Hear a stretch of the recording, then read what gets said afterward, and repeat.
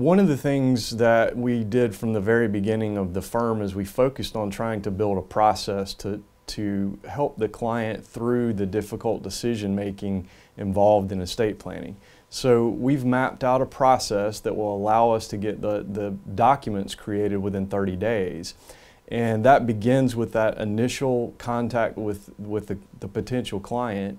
We'll send out a form that requests the information that we need for that initial meeting, and then we have an agenda for that meeting that we'll send out in advance that will tell that potential client exactly what we're going to talk about during that meeting, and of course we'll ask for their input on that as well.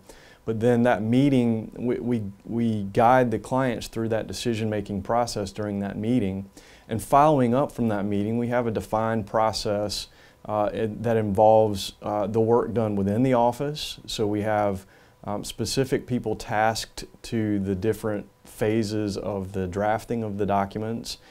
And then for the client, we have specific times at which you'll get a call to schedule a meeting.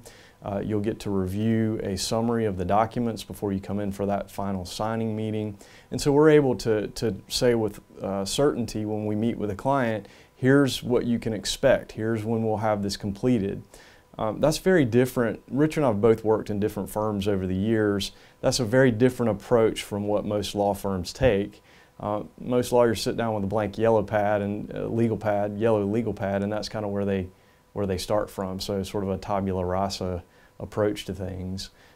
We think that by putting a process in place that we're making it easier for our clients to complete this, and we're able to get it done in about 30 days as opposed to, sometimes it takes 6 months for other firms to complete this kind of work.